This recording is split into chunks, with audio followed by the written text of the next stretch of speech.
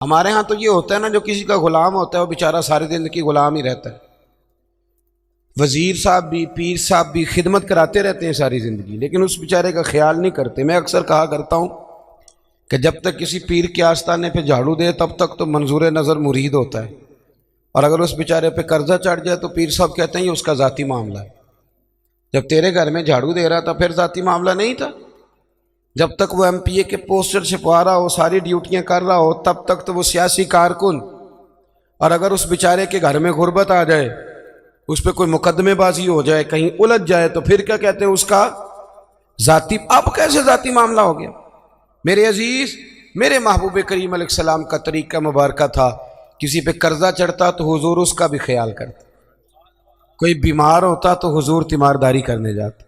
کیا خوبصورت لفظ ہیں بخاری کے، حضور نے فرمایا میرا کوئی امتی انتقال کر جائے، اگر پیسے چھوڑ کے جائے، ترکہ چھوڑ کے جائے، مال چھوڑ کے جائے، تو فرمایا اس کے وارثوں میں بانٹ دینا، لیکن اگر اس کے ذمے قرضہ ہونا تو میرے پاس آ جانا، میں اپنے امتی کا قرض ادا کر دوں گا، میرے پاس آنا، میں قرضے دوں گا۔ یہ محبوب کریم نے بیان، تو حضور نہ ذرا خیال کرتے۔ توجہ، حضرت ربیعہ بن کعب یہ نا نبی پاک صلی اللہ علیہ وسلم کو وضو کراتے تھے، پر مزے کی بات ہے وضو بھی تہجد والا کراتے تھے۔ کون سا جی؟ بول کے بتائیے، سمجھ آ رہی ہے آپ حضرات کو؟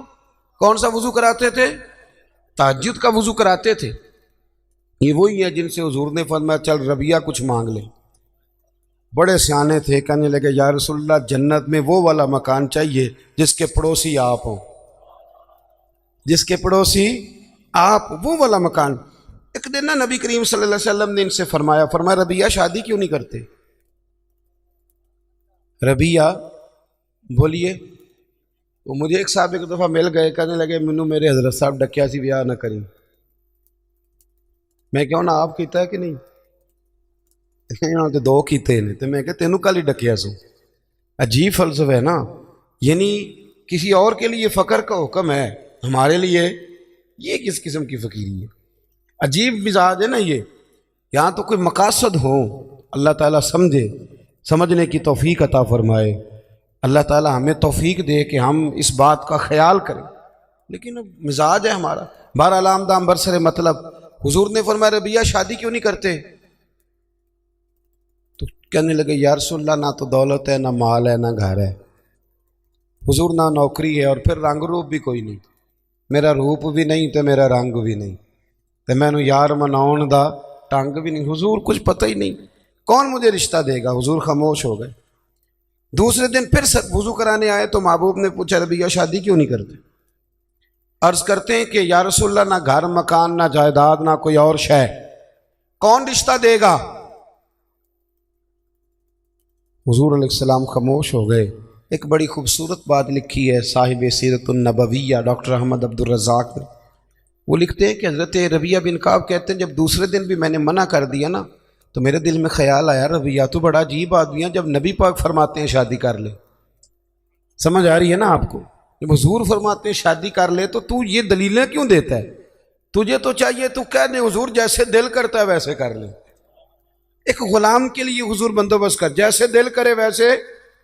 کہتے ہیں میں تیسرے دن ارادہ کر کے گیا کہ آج حضور نے پوچھنا ہے تو میں نے بتا دینا، پر سارا ہی وضو ہو گیا، اللہ کے نبی نے پوچھا ہی نہیں۔ میرے دل میں خیال تھا آپ پوچھیں گے، وضو مکمل ہو، لیکن حضور نے پوچھا۔ کہتے ہیں اب حضور میں اب کھڑا ہوں، محبوب فرمانے لگے ہو گیا وضو جاؤ۔ فرماتے ہیں میں پلٹ کے دیکھتا ہوں، دروازے سے باہر گزرنے لگا نا تو ایک دفعہ میں نے پھر پلٹ کے دیکھا، محبوب اپنے معاملات میں مشغول تھے۔ جب میں پیر باہر رکھنے لگا تو آواز دی اور مسکرا کے آواز دی۔ کیا شان ہے بریلی کے امام کی، فرمانے لگے جس کے گچھے سے لچھے جڑے نور کے۔ جب حضور مسکراتے تھے تو یہ نور کے گچھے تھے، دانت، ان میں سے پھر نور نکلتا تھا۔ تو اعلیٰ حضرت فرماتے ہیں جس کے گچھے سے لچھے جڑے نور کے، ان ستاروں کی نزہت پہ لاکھوں سلام، اور ان کی باتوں کی لذت پہ بے حد درود، ان کے خطبے کی ہیبت پہ لاکھوں سلام، اور جس کی تسکین سے روتے ہوئے ہنس پڑے۔ حضور ذرا سی تسکین کرتے تھے تو رونے والا ہنس پڑتا تھا، تو پھر بڑا انتظار کرنا پڑتا ہوگا، 2 گھنٹے حضور مسکراتے نہیں ہوں گے، تو اعلیٰ حضرت فرماتے نہیں بھئی یہ بھی مسئلہ کوئی نہیں، یہ بھی مسئلہ کوئی نہیں کہ 2 گھنٹے کے بعد مسکرائیں گے تو رونے والا ہنسے گا۔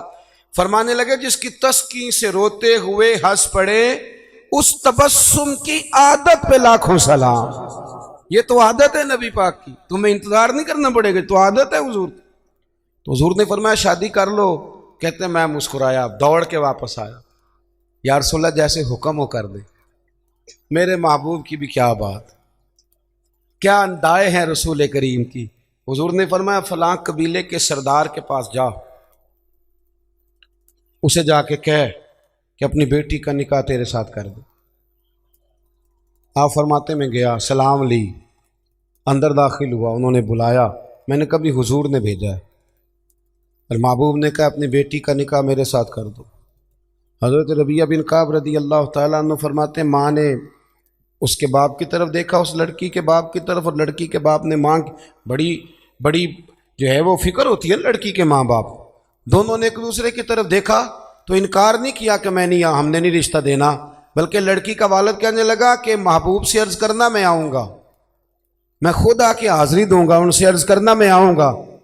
حضرت ربیعہ بن کعب رضی اللہ تعالیٰ عنہ کہتے ہیں میں نکل رہا تھا، نبی رحمت سید عالم صلی اللہ علیہ وسلم کا وہ پیغام لے کے، تو میں نکل رہا تھا، میں آگے بڑھ رہا تھا۔ فرماتے ہیں جب میں دروازے سے باہر ہوں، توجہ ہے نا میرے دوستوں، کہتے ہیں جب میں دروازے سے باہر ہونے لگا نا، پیر رکھنے ہی لگا تھا، تو وہ لڑکی پردے کے پیچھے سے بولی، توجہ ہے میری بات پر، وہ خاتون پردے کے پیچھے سے بولی اور بول کے کہنے لگی غلام ٹھہر جا۔ تو میں نے پلٹ کے دیکھا، میں رک گیا تو اپنے ماں باپ کو مخاطب کر کے کہنے لگی ابا جی آپ کو میری فکر ہے نا، اماں جی آپ کو میری فکر ہے نا، آپ مجھے نبی کریم کے حوالے کر دیں، مجھے امید ہے رب رسول مجھے کبھی ضائع نہیں فرمائیں گے، اللہ نبی مجھے ضائع۔ حضرت ربیعہ بن کعب کہتے ہیں میں واپس آ گیا، سارا بندوبست حضور نے کر کے دیا، سارا بندوبست۔ اب بات کو سمجھیں، دین ہر جگہ انسان کا خیال کرتا ہے۔ فرماتے ہیں نبی پاک صلی اللہ علیہ وسلم نے حضرت عثمان غنی کو بلایا، فرمایا کھجور کی گٹھلی کے برابر ہونا چاہیے۔ حضرت عثمان کہنے لگے حضور حاضر ہو جائے گا۔ فرمایا عثمان پوچھو گے نہیں میں نے کیا کرنا ہے؟ عرض کی حضور بتا دیں کیا کرنا ہے۔ فرمایا ربیعہ کی شادی ہے، اس نے اپنی بیوی کو حق مہر دینا۔ پھر حضرت حارثہ بن نعمان کو بلایا، فرمایا ایک بکری کا بندوبست کر، ذبح کر کے پکانا ہے، پوچھو گے نہیں کس لیے حضور حکم کریں؟ فرمایا میرے ربیعہ کی شادی ہے، اس نے ولیمہ کرنا ہے۔ کہتے پھر محبوب نے مجھے اپنی جیب خاص سے، کرم سے، فضل سے کچھ پیسے دیے، فرمایا خوشبو بھی لے لے اور اپنی بیوی کے لیے ایک جوڑا بھی خرید لے۔ عزیز دوستو یہ نہ سمجھیں کہ جو آپ کا شاگرد ہے، مرید ہے، سیاسی کارکن ہے، وہ آپ کی ڈیوٹی تو کرے تو تب ٹھیک ہے، لیکن اس کا کوئی ذاتی معاملہ آ جائے تو کہیں جی وہ جانے اور اس کا کام جانے۔ سمجھے چیزوں، نبی کریم صلی اللہ علیہ وسلم کہاں تک مہربانیاں فرماتے۔ حضرت ربیعہ بن کعب فرماتے ہیں، آپ فرماتے ہیں کہ میں بڑا غریب تھا، میرے سارے بندوبست میرے محبوب نے کیے، اور فرماتے ہیں پھر محبوب نے ایک اور کرم کیا، میرے لیے برکت کی دعا بھی کر دی۔ آپ فرماتے ہیں کہ غربتیں چلی گئیں، اب کسی کو کہیں سے قرض نہ ملے تو میرے گھر سے مل جاتا ہے۔ ہر گھر سے اناج ختم ہونے کو ہو پر میرے گھر سے کبھی ختم نہیں ہو۔ تو نبی کریم علیہ السلام خیال فرماتے، اور پھر میاں بیوی کے درمیان جو رشتے کی نزاکت ہے، ہمارے ہاں نا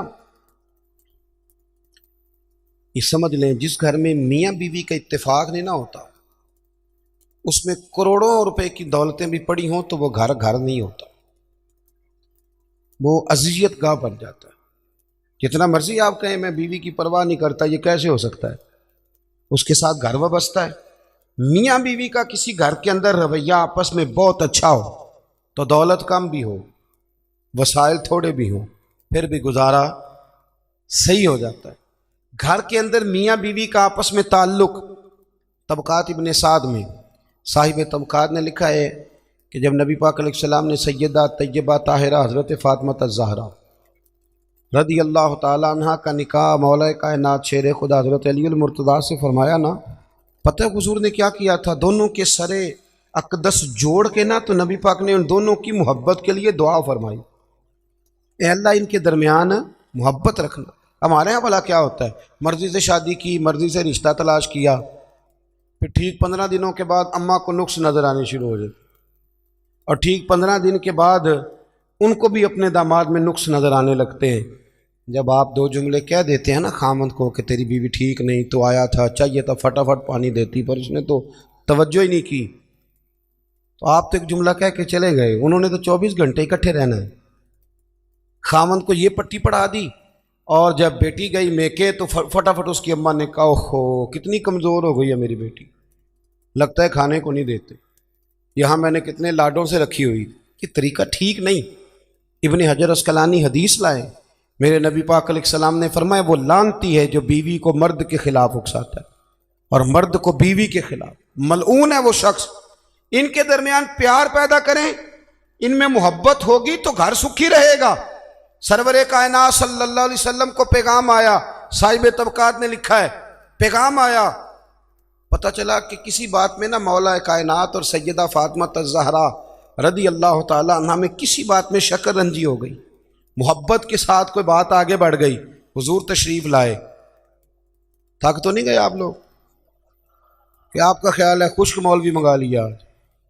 چلے سن تو لینا، میں تو محبت سے آیا ہوں، بڑا لمبا سفر کر کے آیا ہوں، کئی جگہ جا نہیں پاتا، لیکن یہ موقع ایسا تھا میں نے چھٹی کرنا مناسب ہی نہیں سمجھا، میں نے کہا یہاں ضرور پہنچنا چاہیے، تو تھوڑی سی باتیں کرنی ہے، پیار سے سن تو لینا۔ آپ تو گھور رہے ہیں مجھے بیچ بیچ میں سے، یہ کس طرح کی تقریر کر رہا ہے، اللہ آپ کو جزائے خیر۔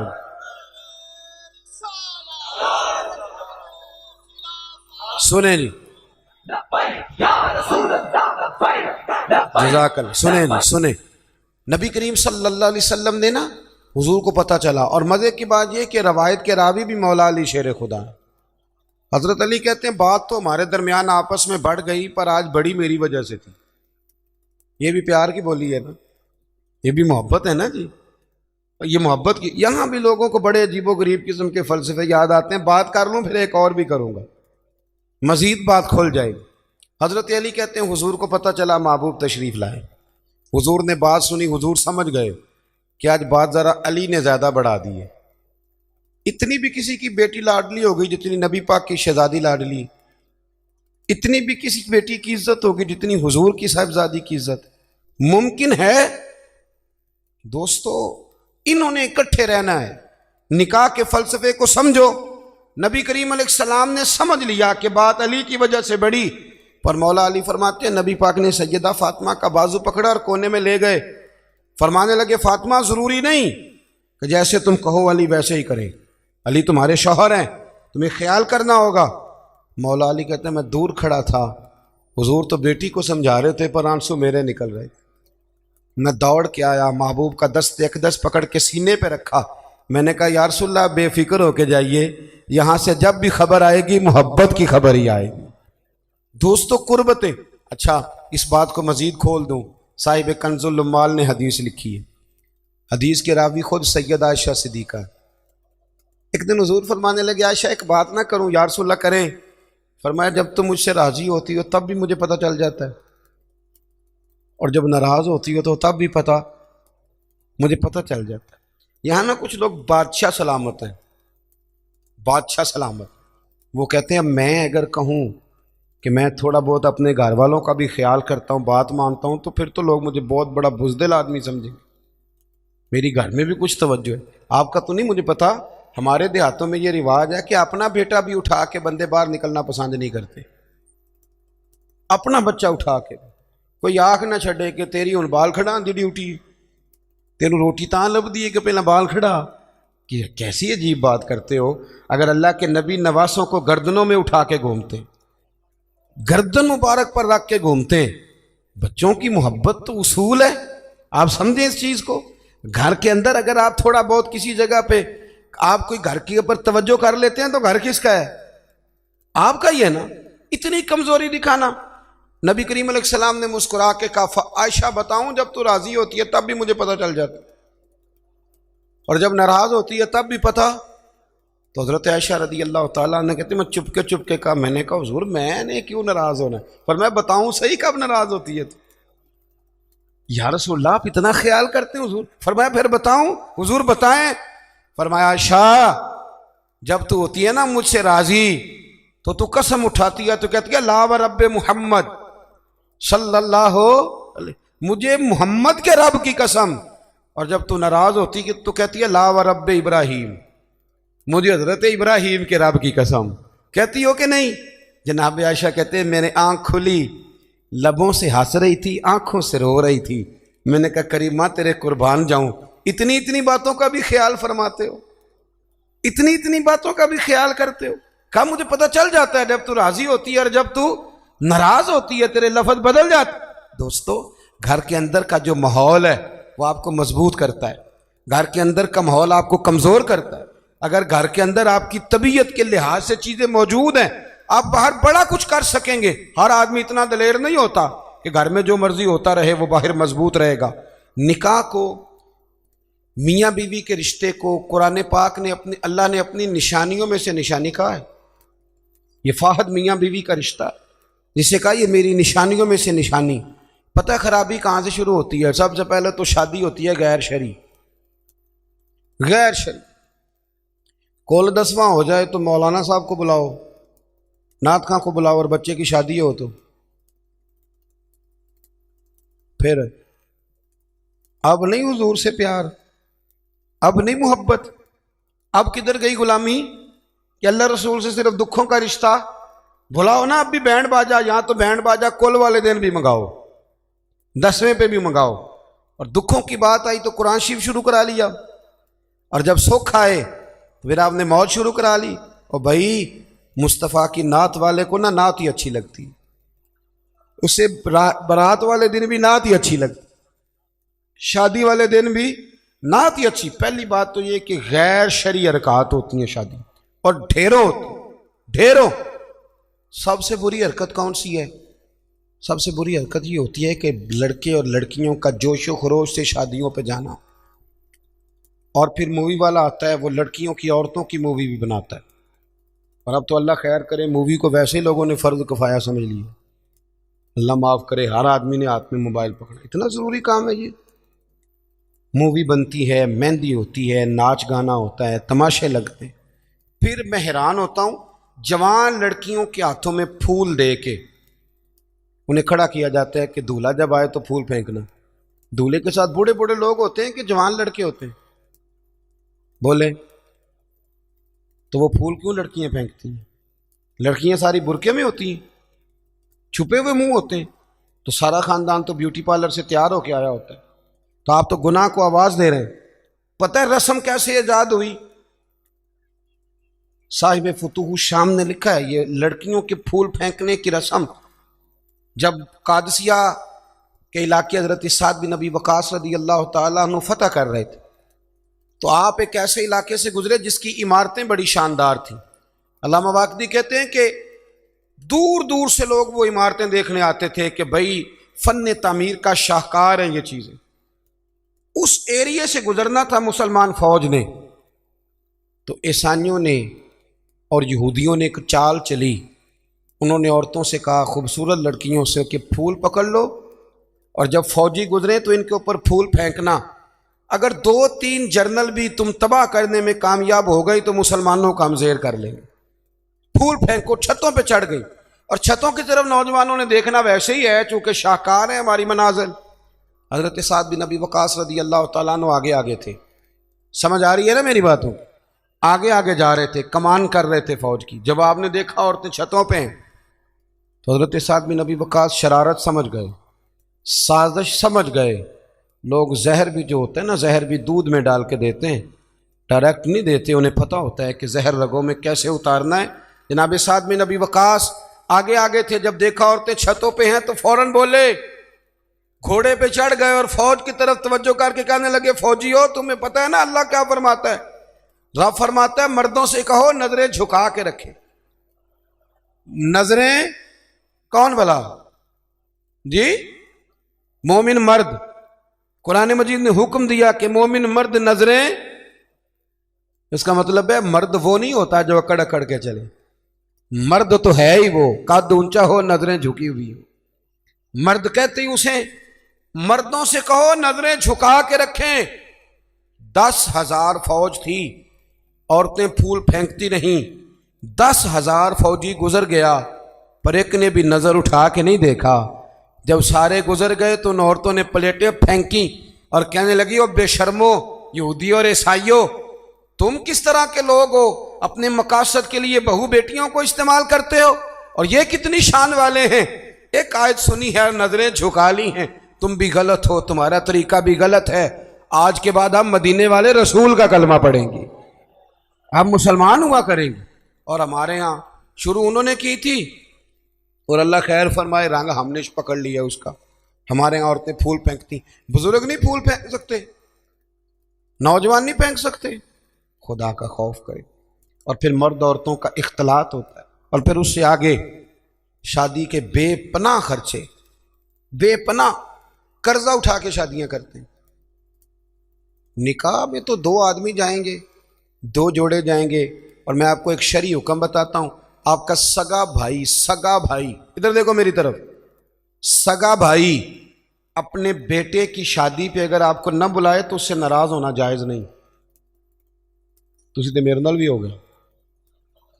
او بھائی سگا بھائی بھی اگر اپنے بیٹے کی شادی پہ نہ بلائے تو اس کی مرضی ہے، نہ بلائے چاہے نہ بلائے، اس سے ناراض ہونا جائز. تو آپ کو تو منگنی میں نہ بلائیں تو ناراض ہو جاتا. اور اگر کوئی کارڈ بھیج دے نا صرف ولیمے کا، کہنے نے ہوں ولیمے تے بھی وہی جان کے جڑے جانج نال گئے سا، اسی صرف ولیمے تے بھئی فرض ہے آپ کا جانا. ہاں حضور نے حکم دیا ہے کہ ولیمے کی دعوت دے تو ضرور جایا کرو، لیکن اس کے اتنے زیادہ خرچے ہم نے کر دیے. ہمارے بچے، آپ ناراض نہ ہونا، گناہ اس لیے عام ہو گیا کہ ہم نے نکاح مشکل کر دیا. نکاح مشکل ہو گیا. اگر ہم اس کے اخراجات کم کریں، میں شادیاں دیکھتا ہوں مجھے لگتا ہے اتنے پیسوں میں 6 شادیاں ہو سکتی ہیں. قرضہ اٹھا کے شادی کر لی، 15 دن نہیں گزرتے تو پیسے لینے والا آ جاتا ہے. وہ کہتا میرے تو رکھنا پہلے. تو وہ بچہ بیچارہ اس نے کیا شادی کے بعد خوش رہنا، وہ تو قرضے ادا کر رہا، گھر میں لڑائی پڑی ہوئی، 1 مہینہ پورا بی زیور نہیں بیچاری پہن سکتی، وہ سارا قرضے میں چلا جاتا ہے. غلط کام کرتے ہیں ہم. سنو، حضرت عبد الرحمن ابن عوف رضی اللہ تعالیٰ، صحابہ میں سب سے امیر آدمی، سب سے امیر. یہ بخاری میں حدیث ہے، فجر کی نماز نہ انہوں نے نبی کریم علیہ السلام کے پیچھے پڑھی، سفید کرتا پہنا تھا تو اس کو زرد رنگ کا داغ لگا ہوا تھا. توجہ ہے نا میری بات؟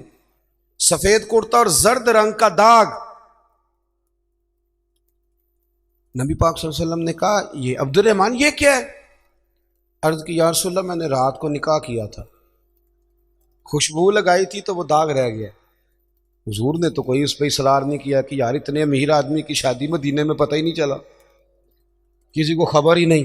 یہاں غریب بھی باز نہیں آتا، وہ بھی کہتا ہے میری ناک جو ہے وہ کٹ جائے گی اگر میں نے کروڑوں روپیہ نہ لگایا. تو جب پیسے لینے والے آئیں گے پھر کٹ جائے گی کہ چھوٹی ہو جائے گی مزید. مہربانی فرمائیں، آپ کس چکر میں پڑے ہوئے؟ حضور نے کیا فرمایا؟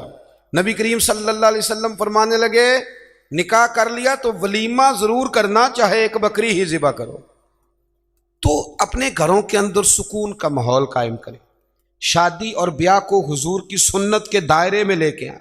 یہ وفاداری کا رشتہ ہے، یہ خلوص کا رشتہ ہے. اس رشتے کو خلوص والی منازل کی طرف لے کر کے جائیں.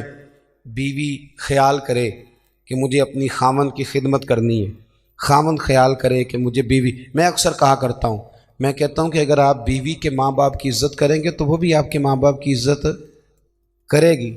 آپ تو ماں بدولت کہتے میں نہیں کبھی سسرال گیا جی، وہ میں دروازے پہ چھوڑ کے آ جاتا ہوں، پھر وہ میں لینے بھی چلا جاتا ہوں چونکہ میں بہت بڑا نواب ہوں. تو آپ کیسے امید رکھتے ہیں پھر وہ آپ کے ماں باپ کی خدمت کرے گی؟ سنیں 2 باتیں عرض کرتا ہوں، بات ختم کرتا ہوں. سیدہ طیبہ طاہرہ حضرت ختیجۃ الکبریٰ رضی اللہ تعالی. جب آدمی امیر ہو نا، غریب ہو جائے تو اس کے لیے بڑی مشکلات ہوتی. غریب امیر ہو جائے تو کوئی مشکل نہیں ہوتی. حضرت ختیجۃ الکبریٰ مکے کی ملکہ تھی، 20 کنیزیں نوکرانیاں گھر میں کام کرتی.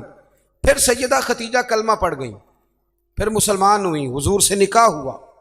اگرچہ حضور نے اعلان نبوت بعد میں کیا، لیکن حضرت ختیجۃ الکبریٰ رضی اللہ تعالیٰ عنہ کہتے ہیں میں تو اسی وقت یہ کلمے کا معنی جو میں نے بیان کیا یہی سمجھ لیں، میں تو اسی وقت ہی سمجھ گئی تھی جب میرے غلام نے آ کے بتایا کہ بادل کے ٹکڑے سایہ کرتے، درخت ان پہ جھکتے ہیں. فرماتے ہیں میں تو اسی وقت ہی محبوب کی غلامی میں آ گئی.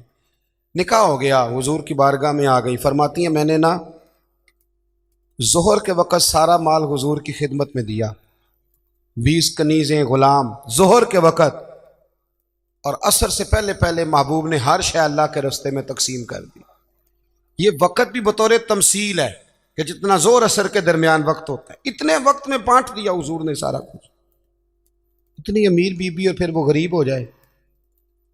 حضرت ختیجہ نے پھر وہ وقت بھی دیکھا کہ آپ کے کپڑوں کو 20 پیوند لگے ہوتے تھے. 20 پہلے کبھی پانی کا پیالہ اٹھ کے نہیں پیا، پھر گھر میں جھاڑو بھی دیتی، پھر گھر کے سارے کام کرتی. ایک دن نا مسند امام احمد میں موجود ہے، کھانا پکا کے نا حضرت ختیجہ الکبریٰ کھانا پکا کے باورچی خانے سے نکلی تو کپڑے سارے پیوند سے بھرے ہوئے، پاؤں مبارک پر بھی گھر کے کام کاج کی وجہ سے بہت ساری چیزیں لگی ہوئی، پیر چوم رہی ہیں بہت ساری چیزیں.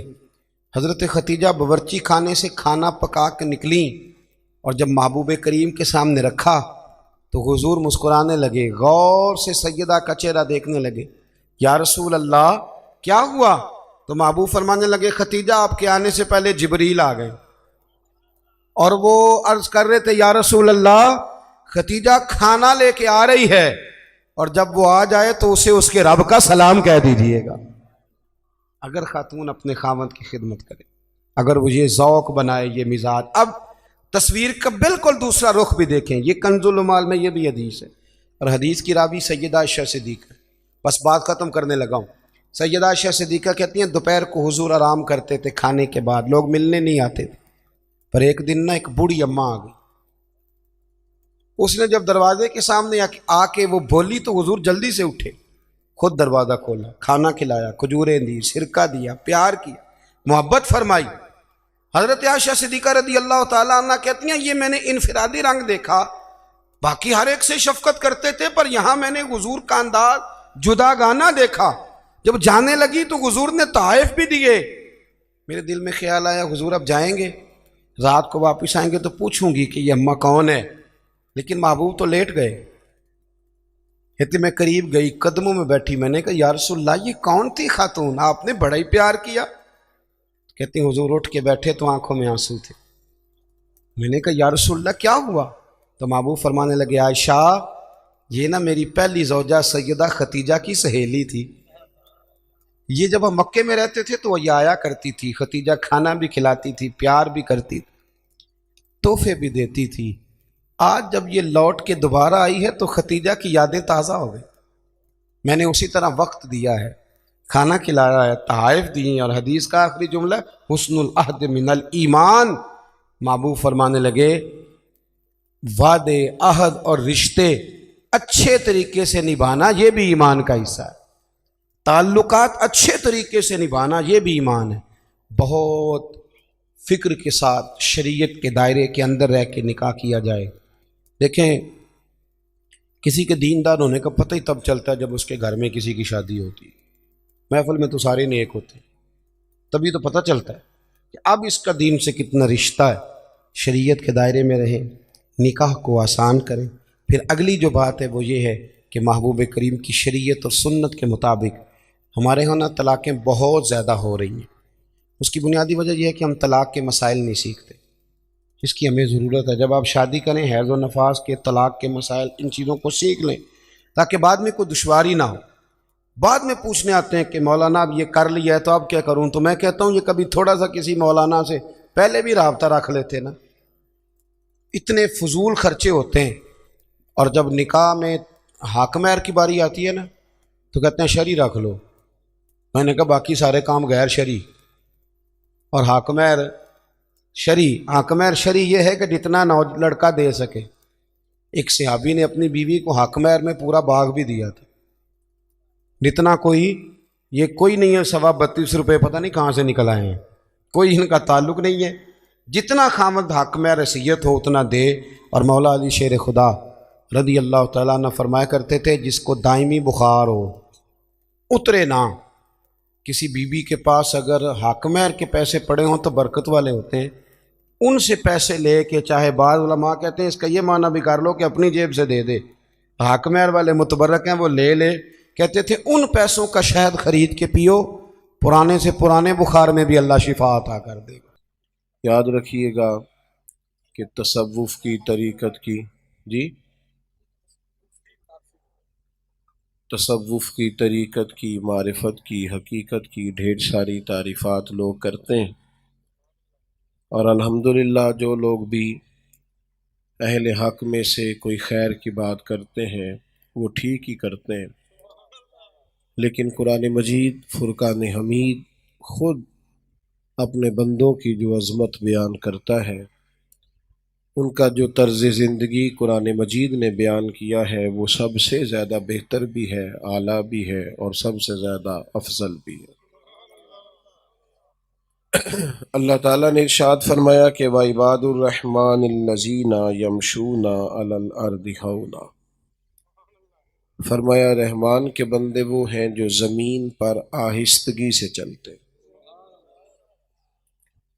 व इज़ा ख़ातबहुमुल जाहिलून क़ालू सलामा, और जब जाहिल उनसे गुफ्तगू करते हैं तो वो बहस नहीं करते बल्कि कहते हैं तुम्हें सलाम हो। उनका दिन इस तरह गुजरता है कि वो बड़े धीमे, बड़े आहिस्ता, बड़े वज़ादार तरीके से अपना वक्त गुजारते, और वो जगह जगह झगड़े नहीं करते, अबहास नहीं करते, बिला वजह जो हालात से नहीं उलझते। इस तरह उनका दिन गुजरता है, और रात उनकी इस तरह गुजरती है कि वल्लज़ीना यबीतूना लिरब्बिहिम सुज्जदम व क़यामा, वो अपने रब के लिए रात गुजार देते हैं सजदा करते हुए और क़याम करते हुए। मेरे अजीज़, अल्लाह के बंदे की शान ये होती है कि उसमें आजिज़ी होती है, बुर्दबारी होती है, वज़ादारी होती है। मैं और आप जिस मुआशरे में वक्त गुजार रहे हैं इसमें बेसब्री है, बेचैनी है, ज़हनी तनाव है, उलझाव है, लोगों के पास बड़ा कुछ होने के बावजूद हिल्म की कमी है, बुर्दबारी की कमी है। हमें लोगों के पास माल और दौलत मिलता है, नामी गिरामी लोग मिलते हैं, लेकिन बाज़ औक़ात वज़ादारी नहीं मिलती, बुर्दबारी नहीं मिलती। अल्लाह के बंदे की शान जी होती है कि वो वज़ादार होता है। हमारे यहाँ जो दौर आया है तकल्लुफ़ात का, बेजा किस्म के तकल्लुफ़ात हैं, लोगों के कपड़ों का हुजम, उनका बनाव सिंगार, नित नए डिज़ाइन, नित नई परेशानियाँ। ज़रूरियात तो अल्लाह के फ़ज़ल से पूरी होती थी, लेकिन ख्वाहिशात ने पूरे तौर पर लोगों को जकड़ लिया।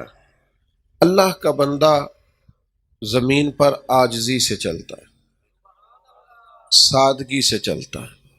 सादा तर्ज ज़िंदगी आसान होता है, मुश्किल नहीं होता।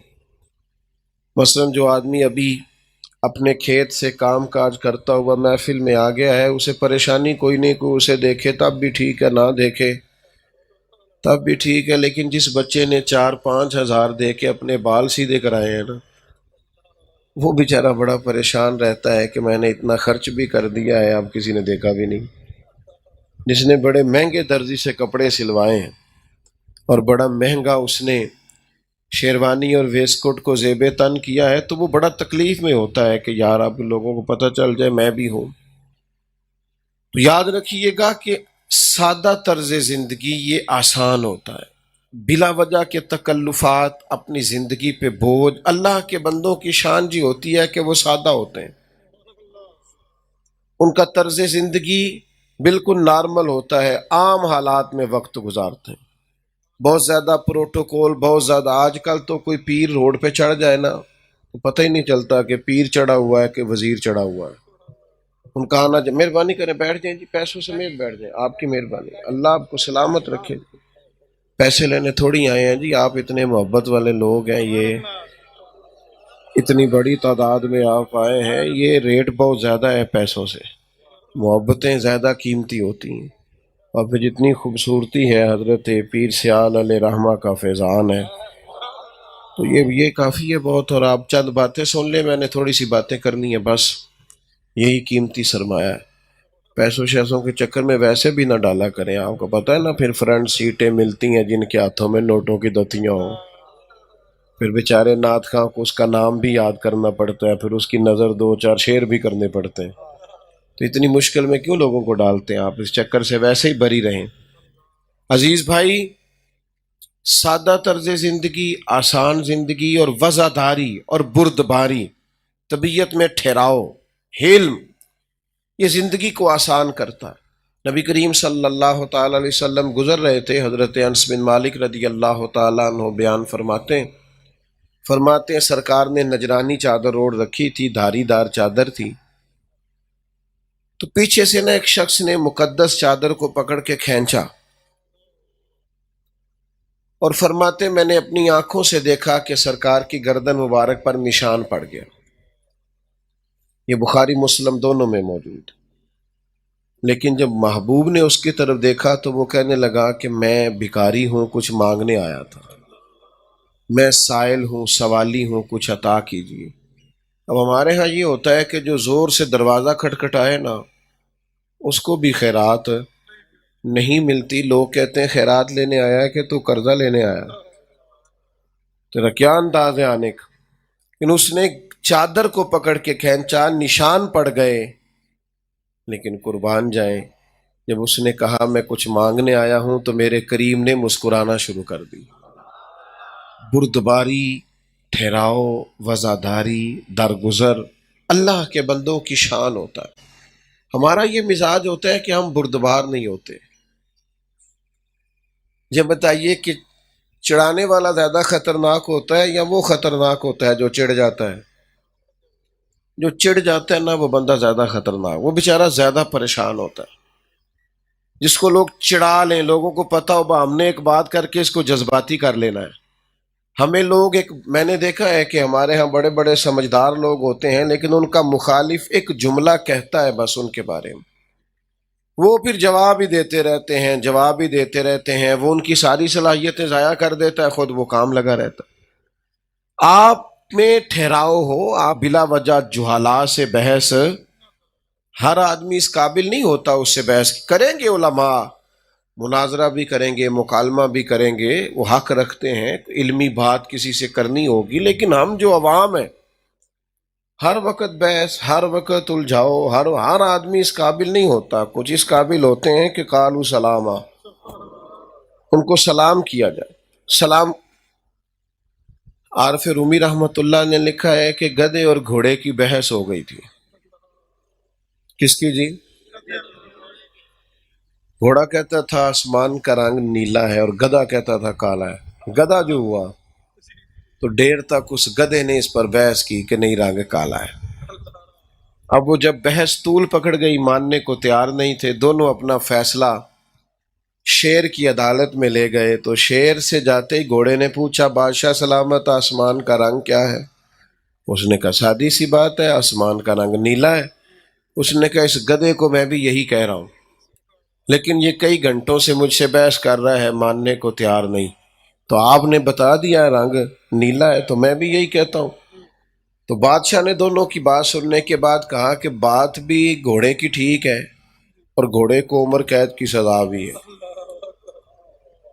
तो घोड़ा कहने लगा ये आपका फैसला बड़ा इनफिरादी है कि बात भी मेरी ठीक है और सजा भी मुझे है। तो उसने कहा सजा इस बात की नहीं कि तेरी बात ठीक है कि गलत है, सजा तो इस बात की है कि तूने गधे से बहस शुरू कर दी है। तो ये समझ नहीं आ रही, गधा है, गधों से बहस की जाती है, लिहाजा तुझे सजा होनी। उन लोगों को तो सजा होनी चाहिए जो गधों से बहस करते हैं। आप किससे बहस कर रहे हैं? तो गधा है। तो उलझना नहीं है अपनी जिंदगी को वज़ादारी से, बुर्दबारी से। अगर आपके अंदर थोड़ा ठहराव हो ना, देखें आपका दुश्मन आपसे बहस करेगा, आपने एक बात की, उसने जवाब में 2 कर दी, फिर आपको 4 करनी पड़ेगी, फिर वो 6 कर देगा, ये तो बहस खत्म ही नहीं होगी। लेकिन एक और भी इलाज होता है मुखालिफ का, उसने बात की, आप चुप कर जाएं, उसने फिर बात की, ये मैं अपने जाती दुश्मन जो हमारे होते हैं उनकी बात कर रहा हूं, फिर उसने और बात की, आप चुप रहे, फिर और की, आप 3-4 उसकी बातों पे चुप रहे। वो पता आपसे क्या कहेगा? और तू मैनू पागल समझना है, میں بولی جا رہا تو جواب ہی نہیں دے رہا، اس کا مطلب ہے چپ رہ کے تو سامنے والے کو پاگل بھی کیا جا سکتا ہے، لیکن ہم کیا کرتے ہیں؟ بحث کرتے ہیں، وزادار نہیں رہتے۔ رب کریم کے بندوں کی یہ شان ہے کہ وزادار بڑے ہوتے ہیں، ان کے اندر یہ کمال پایا جاتا ہے کہ وہ وزادار۔ حضرت سرتاج الاولیاء حضرت خواجہ حضرت مولانا فخر جہاں دہلوی رحمت اللہ علیہ، حضرت کا جب بڑا شورا ہوا نا دلی میں، اور ایک خلق خدا آپ کی طرف مائل ہوئی، تو جب آپ کو ہزاروں آپ سے پیار کرنے والے ہوں تو دو چار مخالف بھی ہو جائیں تو اچھی بات ہے، نظر نہیں لگتی بندے کو، اس کا بھی لطف ہے اور لطف بھی لینا چاہیے۔ تو جب بہت زیادہ لوگ آپ سے محبت کرنے لگے تو بادشاہ کو فکر ہوئی کہ اگر یہ پیر صاحب مولانا مضبوط ہو گئے تو کل کو میرے لیے مسئلہ ہی نہ کھڑا کر دے۔ اس نے ایک سازش رچی اور بڑی محنت سے، بڑی کوشش سے، وزیروں مشیروں سے مشورے کر کر کے بڑے طریقے سے ایک عورت کو تیار کیا۔ پھر اس خاتون کو کہا اس طرح تم نے اداکاری کرنی ہے۔ حضرت فخر جہاں دہلوی رحمت اللہ تعالی علیہ جمعے کی نماز کے بعد جامع مسجد دلی کی سیڑھیاں اتر رہے تھے، ارد گرد دائیں بائیں آگے پیچھے محبت کرنے والوں کا رش تھا۔ اللہ نے ان کو اعزاز دیا تھا، قبولیت عامہ اللہ نے عطا فرمائی تھی۔ اب بہت سارا ان کے گرد لوگوں کا اجتماع تھا، تو وہ عورت دلی کی طوائف وہ بن سنور کے آ گئی، پہلے آتے ہی سلام لیا اور پھر اس طرح گفتگو کرنے لگی جیسے حضرت کی بڑی جاننے والی ہے۔ پھر اس نے بڑی عجیب بات کی، کہنے لگی شیخ ناراض نہ ہوئیے گا، وہ کل رات آپ آئے تھے تو مجھے کھوٹے سکے ہی دے گئے، میں ابھی بازار گئی ہوں دکاندار نے لیے ہی نہیں۔ آپ نے ناراض نہیں ہونا، سارے مرید پکے نہیں ہوتے، تھوڑے کچے پکے بھی ہوتے ہیں۔ ہاں، تو بڑی جلدی بیچارے نا ادھر ادھر بھی پریشان بھی ہو جاتے ہیں، کچے پکے جو ہوئے۔ تو وہ جو ایک دو ایسے تھے نا بیچارے، وہ پریشان ہو گئے کہ ہم نے تو کبھی پتہ ہی نہیں کیا شیخ رات کو کہاں ہوتے ہیں۔ شیخ خانے کو تو میں خانے میں مسلمان آیا، کاش میں خانے سے نکلے تو مسلمان نکلے، تو یہ رات کو کہاں ہوتے ہیں، یہ تو کبھی پتہ ہی نہیں کیا۔ اب وہ وقتی طور پر سناٹا تھا اس خاتون کی بات کا، یعنی اچانک یہاں کو بندہ آ کے چوک میں کھڑا ہو جائے اور کسی پہ الزام لگا دے تو کیا حل ہے، اور پھر یہ کہ خاتون ہو تو آپ کاری کچھ نہیں سکتے۔ اس نے کہا آپ رات آئے تھے میرے گھر اور کھوٹا سکہ دے گئے۔ رب کا بندہ وزادار ہوتا ہے، لا خوف علیہم ولا هم یحزنون، وہ خوف و غزن سے پاک لوگ۔ حضرت فخر جہاں اس کی بات سنی تو ہلکا سا مسکرائے۔ ہم تو دشمن کو بھی پاکیزہ سزا دیتے ہیں۔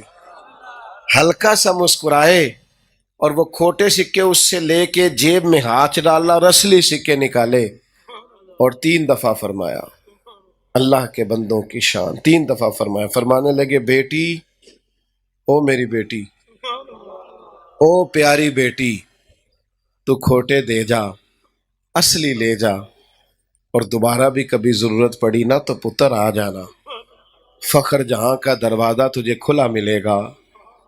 حضرت نے یہ جملے کہے اور بڑی وزاداری سے، کسی لفظ نے کوئی حرف ٹوٹا نہیں، کوئی جملہ بکھرا نہیں، کوئی بے چینی نہیں نظر آئی، کہیں کوئی گھبراہٹ نہیں، کوئی جھول نہیں بات میں، پوری وزاداری سے جملے بولے۔ اور جب تیزی سے سیڑھیاں اتر رہے تھے نا تو وہ بی بی چند منٹ تو سکتے میں رہی، اسے سمجھ نہ آئی میرے ساتھ ہوا کیا ہے۔ وہ بدنام کرنے آئی تھی، حضرت نے 3 دفعہ بیٹی کہا، اتر آئے اصلی سکے دے کے۔ پھر تھوڑی ہی دیر کے بعد رونے لگ گئی اور سامنے سے آ کے شیخ کے پیروں میں بیٹھ گئی، کہنے لگی او دلی کے بادشاہ، میں تجھے بدنام کرنے آئی تھی اور میں نے اس کام کے پیسے لیے تھے، اداکاری کرنے آئی تھی، پر میں وہ بی بی ہوں، اتنی بدنام ہوں کہ میرے اپنے بھی مجھے اپنا ماننے کو تیار نہیں ہیں۔ اور تیرا حال یہ ہے کہ میں بدنام کرنے آئی اور تو نے مجھے بیٹی بنا لیا. اور ایک دفعہ نہیں، دو دفعہ نہیں، 3 دفعہ کا بیٹی بیٹی بیٹی یہ لفظ کے پھر اور تڑپی اور کھل کے روئی، اور پھر اپنا آنچل اٹھا کے پلو اپنے چہرے پہ نقاب کر کے کہنے لگی حضور اب میں دلی والوں کو بتاؤں گی فخر جہاں کی بیٹی کیسی ہوتی ہے. آج سے ہر گناہ سے توبہ، اور میں اپنے گھر کو آج سے مسجد قرار دیتی ہوں. وہاں کوئی تماش بین نہیں آئے گا، اب قیامت تک وہاں محمد عربی کے نام کی اذانیں پڑھی جائیں گی صلی اللہ تعالی علیہ وسلم. اللہ کے بندوں کی وزاداری، بردباری، ان کا حوصلہ، ان کا ظرف، ان کا کمال. او جتن جتن تے ہر کوئی کھیڑے، تو ہارن کھیڑ فقیرہ. جتن دا مل کوڈی پیندئی، ہارن دا مل ہیرا. کبھی کبھی انسان کو کسی مقام پہ 2 قدم پیچھے بھی ہٹنا چاہیے. اپنے اندر سے یہ جلد بازی، یہ اضطراب، بڑی جلدی ہے ہمارے نوجوانوں کو. کہتے ہیں جناب پڑھ بھی گیا ہوں، نوکری پھر نہیں مل رہی. تو میں نے کہا آپ ڈگری لے کے نوکر بننا چاہتے ہیں؟ تعلیم بندے کو نوکر بناتی ہے کہ بادشاہ بناتی ہے؟ تعلیم کا مطلب آپ نوکر. آپ میں بے چینی کس بات کی، اضطراب کس بات کا ہے، الجھاؤ کس بات کا ہے؟ بلا وجہ لوگ آپ کو پریشان کرتے ہیں. ملک میں کچھ بھی نہیں، حالات بڑے خراب ہیں، پتہ نہیں کیا ہونے لگا ہے. اس ملک کو کچھ بھی نہیں ہوگا. یہ ملک سیاستدانوں کا نہیں، یہ داتا علی اجویری کا ہے، یہ بابا فرید الدین مسعود گنج شکر کا ہے، یہ حضرت پیر سیال کا ہے، یہ پیر مہر علی شاہ گولڑوی کا ہے. کیا ہوگا اس ملک کو؟ کچھ بھی نہیں ہوگا. اللہ والوں کا وطن ہے، حضرت امیر ملت کا وطن ہے. یہ کچھ بھی نہیں ہونے لگا. اس لیے الجھا نہ کریں، مضطرب نہ ہوا کریں. اللہ کے بندوں کی شان یہ ہے کہ ان کے اندر ٹھہراؤ ہوتا ہے، وزاداری ہوتی. ہمارے پنجاب میں نا سیانے ہونے کی عمر ہی کوئی نہیں. چھوٹی عمر میں کوئی بچہ غصہ کرے تو کہتے ہیں بال ہے، تو جوانی میں غصہ کرے تو کہتے ہیں خون گرم ہے، اور اگر بڑھاپے میں کرے تو پھر میں بات ہی کوئی نہیں کرتا، پھر میں صبح ادب نہیں کرنا چاہتا. بھائی سیانے کب ہونا ہے؟ آخر وزادار کب ہونا ہے؟ ٹھہراؤ کب؟ میں آپ کو عرض کروں، کچھ فروئی باتیں ایسی بھی ہوتی ہیں اور کچھ ہمارے بچوں کی ایسی چیزیں بھی ہوتی ہیں جن سے چشم پوشی کرنی چاہیے. میں کبھی داخل ہوتا ہوں نا ادارے میں، تو اب بڑے بڑے بچے ہیں مدرسے میں، تو وہ کھیل رہے ہوتے ہیں، تو میں کئی دفعہ اوائڈ کرتا ہوں. بچے کھیل رہے ہوں تو میں کسی اور سائڈ سے آ جاتا ہوں. میں کہتا ہوں یہ ڈسٹرب ہوں گے، مجھے دیکھیں گے کھیل چھوڑ جائیں گے، واپس لوٹ جاتا ہوں. آپ بچے ہنس رہے ہیں، شغل کر رہے ہیں، تو اس سے واپس آ جاتے ہیں کہ یہ ہم جائیں گے تو ان کو دشواری ہو. کچھ ایک دوست اپنے بچے کو ایک بزرگ دم کرانے لائے میرے پاس، کہنے لگے پھونک مار دے، حالانکہ میرے دم زیادہ کامیاب نہیں ہے. تو کہنے لگے آپ اس کو پھونک دیں. میں نے کہا ٹھیک ہے. تو وہ اپنے بچے کی غلطیاں بیان کرنے لگے، یہ باقی بچے ٹھیک تھے، یہ ضدی بھی بڑا ہے، یہ نادان بھی بڑا ہے، نافرمان بھی ہے، باتیں بھی نہیں مانتا. تو میں ناراض ہو گیا. میں نے کہا بزرگوں آپ یہ کیا کہہ رہے ہیں؟ اگر آپ کے بچے میں یہ ساری باتیں بھی پائی جاتی ہیں تو پھر بھی آپ کو اعلانیہ ان باتوں کا ذکر نہیں کرنا. آپ کو تو ایک کونے میں رہ کے اس کی تربیت کرنی چاہیے تھی، اسے پتہ ہی نہ چلتا اور ساری باتیں اس کی ٹھیک ہو جاتی. آپ مشہور کر رہے ہیں کہ یہ ضدی ہے، ہٹ دھرم ہے، نافرمان ہے. یہ تو اپنے بہن بھائیوں سے الگ ہو جائے گا گھر میں، یہ تو کہے گا میں کو علیحدہ چیز. آپ کے اندر بردباری ہو، آپ کا بچہ ہے، اس کی اصلاح کرنی ہے، اسے تباہ تو نہیں نہ کرنا. ہم کیا کرتے ہیں؟ ہم اصلاح نہیں کرتے. ہم الگ سے بیٹھ کر گھر میں میاں بیوی ڈسکس کریں کہ بچے میں یہ خامی پیدا ہو گئی ہے، کیا طریقہ اختیار کریں، غیر ارادی طور پر وہ غلط طرف جا رہا ہے، کوئی ایسے اچھے انداز اختیار کریں کہ وہ لوٹ آئے واپس. لیکن وہ ہم تو بحث کرتے ہیں، ہمارے بچے بگڑ جاتے ہیں، بیچارے کٹ جاتے ہیں، وہ بالکل برادری، قبیلے، فیملی سے دور ہو جاتے ہیں. وزادار بنے اور تھوڑا سا نا زمین پر آئے، واپس ہوا میں نہ اڑے. ہر بندے نے اپنی کوئی نہ کوئی شان بنا لی ہے، میں یہ ہوتا ہوں لہذا میری عزت کرو. ہر قابل عزت کی عزت کریں گے، لیکن آپ یاد رکھیں آپ اگر پیر صاحب ہیں تو کسی کے بیٹے بھی ہیں، کسی کے بھائی بھی ہیں، کسی کے شوہر بھی ہیں، اگر آپ حضرت علامہ ہیں تو اس کے باوجود آپ کے ساتھ سارے رشتے جڑے ہوئے، اگر آپ جج صاحب ہیں، وکیل ہیں، تاجر ہیں، تو بھئی آپ کسی کے بھائی بھی تو ہیں نا. آپ کو اپنی شخصیت کے سارے پہلوؤں کا دھیان رکھنا، ہمہ پہلو وزادار ہو. ہمارے بزرگوں نے ہمیں وزاداری سکھائی ہے، خوبصورتی سکھائی ہے. ان کے اندر یہ باتیں پائی جاتی تھی کہ وہ شانوں والے لوگ ہوتے، ان کے اندر ٹھہراؤ ہوتا تھا، خوبصورتی ہوتی تھی. بہت بڑا سلسلہ طریقت ہے حضرت شیخ الاسلام کا، خواجہ قمر الدین سیالوی رحمۃ اللہ. میں بڑا چھوٹا آدمی ہوں، پر لوگوں کی باتیں سن سن کے تھک جاتا ہوں. پیار کرنے والوں کی باتیں ہی ہوتی ہیں، پیار کرنے والوں کے پاس ہی آنا جانا پڑتا ہے، پر جب پیار کرنے والے زیادہ ہو جائیں تو حقوق بھی زیادہ ہو جاتے ہیں. بڑا مشکل کام ہوتا ہے. مسئلے دو ہی تھے، عمر بھر حل نہ ہوئے. ایک نیند پوری نہ ہوئی، دوسرا خواب مکمل نہ ہوئے. گاڑی میں سو کے گزارا کرتے ہیں تھوڑا بہت. او بھائی میں اپنے بزرگوں کو دیکھ، اتنا لمبا چوڑا حلقہ احباب، اتنے آستانوں کو ڈیل کرنا، قیادت کرنا، نظام دیکھنا، کیا لوگ تھے. اگر یہ ہماری طرح بے چین ہوتے، بے قرار ہوتے، 4 دن کام نہیں چلا تو پریشان، فلانے نے بات نہیں مانی تو پریشان، تو بھئی ایسے گزارا ہوتا ہے. آپ کی طبیعت میں وزاداری ہو، آہستگی ہو، ٹھہراؤ ہو. حضرت عمر بن عبدالعزیز گزر رہے تھے نا، رات کا ٹائم تھا. حضرت عمر بن عبدالعزیز فقیر بھی ہیں، درویش بھی ہیں، اور وقت کے حکمران بھی ہیں. ساری شانیں اللہ نے دی ہیں، اور حکمران اس طرح کے نہیں کہ جن کی کرسی کے 4 پیر ہیں اور ایک پیر ہر وقت کامتا رہتا ہے، وہ والے نہیں. ایسا حکمران جس گلی سے گزرے لوگ دعائیں کرتے. بڑی شان و شوکت اللہ نے. رات کے ٹائم ان کا ارادہ ہوا کہ میں دیکھوں کسی کو کوئی ضرورت تو نہیں. اس زمانے میں لوگ کھڑاؤں پہنتے تھے، لکڑی کے جوتے وہ پہنے ہوئے تھے. ایک بابا جی فٹ پاتھ پہ سو رہے تھے. حضرت عمر بن عبدالعزیز گزرے تو بابا جی کے پیر پہ پیر آ گیا. اچھا اب اچانک ٹکر ہو جائے نا موٹر سائیکل کی موٹر سائیکل سے، تو لوگ کیا کہتے ہیں؟ کہتے ہیں اندھا ہویا ہے. اچھا مجھے بتائیں، اندھا آدمی گاڑی چلا سکتا ہے؟ Motor cycle? کیوں پوچھا آپ نے؟ یہ جو پوچھا ہے آپ نے پہ اندھا ہے، اس کا مطلب کیا ہے؟ اندھا بندہ موٹر سائیکل چلا سکتا ہے؟ پوچھا کیوں؟ یہ اصل میں تنقید ہوتی ہے کہ دیکھ کے چالی یار تو اندھا تو نہیں نا، ٹھیک ہے نا. حضرت عمر بن عبدالعزیز کا پیر بابا جی کے پیر پہ آ گیا، تو پیر آتے ہی فوراً وہ بابا جی کہنے لگے آپ اندھے. تو اب یہ پتہ چلتا ہے کہ آپ میں بردباری کتنی ہے.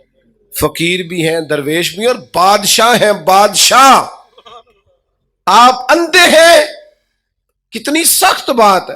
حالانکہ بابا جی خود فٹ پاتھ پہ سوئے ہوئے. سوال یہ تھا کہ جناب آپ یہاں کیوں سوئے ہوئے؟ آپ کو نہیں پتا جگہ سونے والی نہیں، آپ یہاں سے اٹھیں. لیکن حضرت عمر بن عبدالعزیز سے جب بابا جی نے کہا نا آپ اندھے ہیں، قربان جائے، انہوں نے مسکرانا شروع کر دی. اور مسکرا کے، تھوڑا سا مسکرائے آپ، مسکرا کے کہنے لگے نہیں بزرگوں مجھے نظر آتا ہے. اب وہ جو 7 سپاہی تھے نا، انہوں نے تلواریں نکال لی. یہ کیتلی ہمیشہ چائے سے زیادہ گرم ہوتی ہے. انہوں نے تلواریں نکال لی. تو آپ فرمانے لگے تمہیں کیا ہوا؟ کہا جناب انہوں نے آپ کو اندھا کہا ہے. فرمانے لگے نہیں کہا انہوں نے، جتن جتن تے ہر کوئی کھیڑے، تو ہارن کھیڑ فقیرہ. کہا جناب کہا ہے. فرمایا نہیں کہا. رکیں جی رکیں، بات سنیں، بس توجہ سے بات سنیں، مضمون مکمل ہونے لگا ہے، کٹھے ہی اٹھتے ہیں سارے انشاءاللہ. تو کہا ہے اندھا؟ فرمایا انہوں نے تو نہیں کہا. فرمایا کہا ہے. حضرت عمر بن عبدالعزیز کہنے لگے بابا جی مجھ سے باتیں کر رہے تھے تم سے کر رہے تھے؟ کا مخاطب تو آپ سے ہی تھے. تو فرمانے لگے انہوں نے تو ایک سوال پوچھا ہے، انہوں نے پوچھا آپ اندھے تو نہیں؟ تو میں نے جواب دے دیا نہیں مجھے نظر آتا ہے، اس میں جھگڑے والی کون سی بات ہے؟ تو میرے عزیز وزاداری، ٹھہراؤ.